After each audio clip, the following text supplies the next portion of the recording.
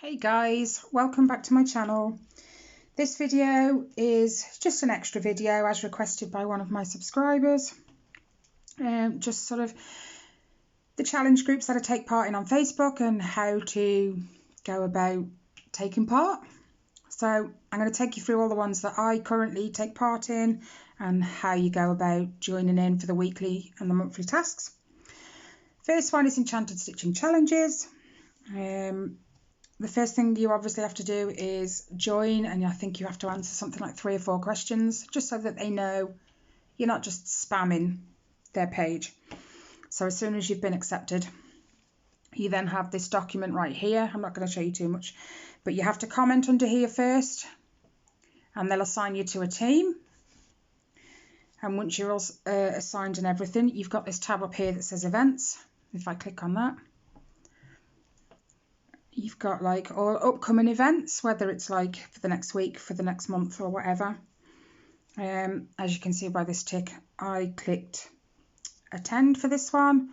This is based on the film Ratatouille, and this is week number 2 because it's week number 2 of November. I'm going to take you though to an old one. If I go back to my saved, if I take you through an old one, it's not going to get me in trouble.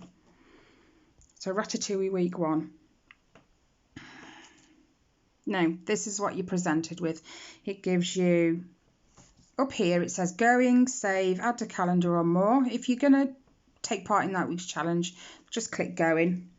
And then when you go down here, they give you an example of how to post your participation post. So it's easy to set up from there. But when you click here, it gives you, I'm hoping you guys can see that okay. I'll just put you down a little bit more. It gives you your options basically. It tells you you can complete the tasks at your choice of difficulty, or even a different difficulty for each task, because you get, I think it's 4 tasks with these ones. Yep. Now, these are your 4 tasks. It gives you a little bit of info about the part in the movie, and then at the end it tells you what it wants you to do, and the same for this one, this one and this one. Now, the fact that it says no penalty means you can't opt for penalty stitches.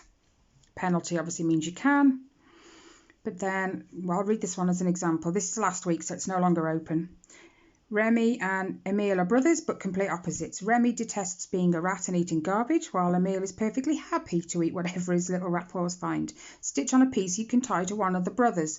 Now, these groups are pretty open to your wild and wacky ways of tying your projects into the prompts, shall we say. I'll give you an example. This one, I tied it in purely on the basis that I tied it to a meal. Remy likes eating rubbish and garbage, so you imagine that'd be like dirty, horrible, so you'd kind of have dirty colours, so to speak. So I picked Felicia, which were bright colours, they were nice. They'll accept honestly anything. Usually I will pick Royal, so I have to stitch 250 stitches or 2 hours. I always go for the stitches, and you get 5 points for Royal, but you don't have to. I mean, if you're someone who hasn't got a lot of time during the day or during the week, you can go for 50 stitches per task, which will get you 1 point. And then you have to obviously make up your post that way. So you'd say Ratatouille week, whatever it is, your team, the tier is literally these: Noble, Knight and Royal. So my tier usually is Royal, but they have introduced this. It's an honour tier, which you can just, if you don't want to tie your projects in, you pick the honour tier and you do the penalty stitches for all 4, but you can't opt to do penalty on the odd one on an honour tier. Anyway, when you've made your post, you save it. There's these 3 dots here. You click those 3 dots and click save, so that when you go back to your, this is all my saved ones. you know where they are then. It's under saved. Let me go back. So all my are under saved. Now when you go into your post, you can see how I've laid mine out there. Tier Royal, which means I was doing 250 stitches per task, I think. And there's 4 tasks, and you obviously edit that as you go through and do them, and that's how many points I earned. So you set up, you comment on your own post. No, I didn't want to click that, that's me. Yeah, you comment on your own post. So there's a lot of editing involved, because when you click on the writing, it copies the whole page, and then you obviously have to break it down into task 1, task 2, task 3 and task 4. And then underneath those you comment, like I'm using Felicia, and I explain how I'm tying it in, a starting picture and a finished picture. I always add it, how many stitches I've done as well. It isn't necessary, I don't think, they can see. But that's task 1, and then task 2, I showed what I was working on, a before and an after picture, and also I noted how many stitches I was doing. It sounds complicated, but I think it's just me explaining it. It sounds a lot more complicated than it necessarily needs to be. So, the second group, no, don't go that way. Go back to my groups. If you click on your groups, no, what am I doing? Your groups appear across the top here. So we'll do full coverage fanatics next. That's another one. I have actually got a post stored for that one. So saved. It's down here. This is it. The Wheel of Fortune challenge for November. Yeah, I don't know why I did that, because I've got to go back to the thing anyway. For coverage fanatics. Again, you click on events when you've been accepted. It gives you upcoming. So I'm taking part in the Wheel of Fortune. I'm also taking part in next year's 21,000 stitches in 2021. And I'm also taking part in their bookshelf challenge. Sorry, my camera. In January. And obviously when I don't know if I saved them actually. Never mind. They're there anyway for me to see. You click on them as usual, and then you go about, where's that one? Sorry, my hands are constantly in front of the camera, so it makes it jump. If I'll go back down to here now, I obviously, whoops, put my picture in. That's my start picture, and then I've clicked reply, and that's my finished picture, so they can see just how much work I have put in. And yet again, you have to save it, and like your thing is always at the top, so I've saved this to my saved, so I always know where it is. And all you have to remember is the events button at the top of every page. School of Magical Stitches and Literature. Again, events at the top. That's where they all are.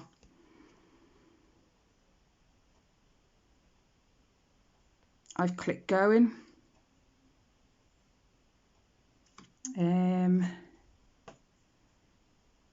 I don't know if I did week 1, did I? I don't actually know now. But once you've saved it, you know where it will be. And all events, new event, the homework, which is what everyone calls it, is released usually on a Sunday for the following week, apart from the monthly events. But as you do them, the hardest part for me is taking a photo before I start. So when I get my cross stitch out, I just sit down and stitch. You got to take a before and an after picture and put them up. They'll check the homework when it's all completed the following week, I think.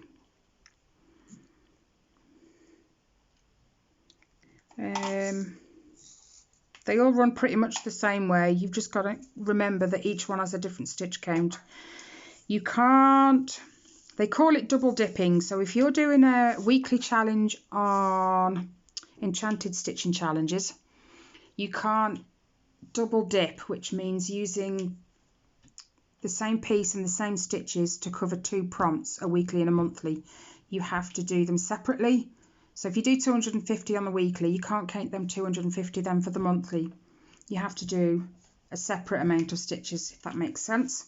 But you can double dip between the groups. So if you're doing a weekly on enchanted and it needs, let's say, 300 stitches, and you're also doing one on School of Magical Stitches that needs 375, just do the extra and it can count for both.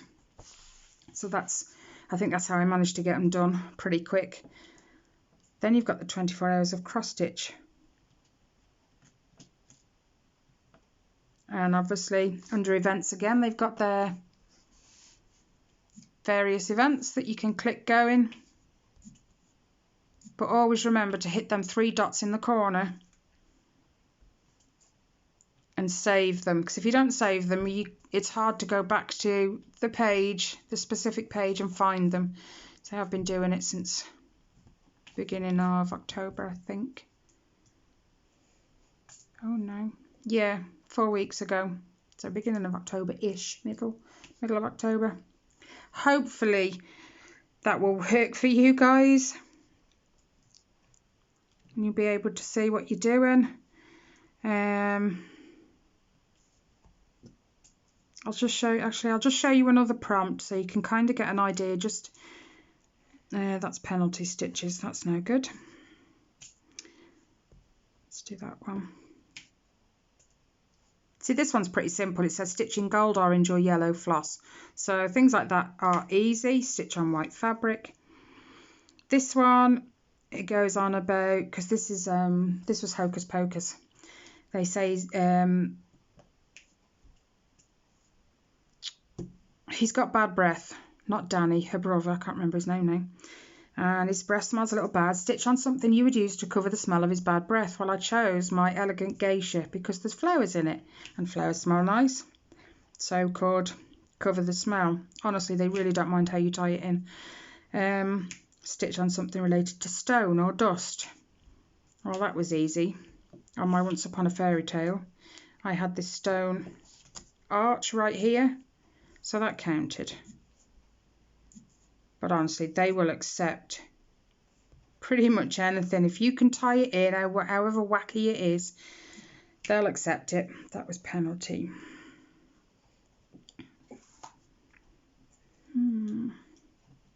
Stitch on something with wings.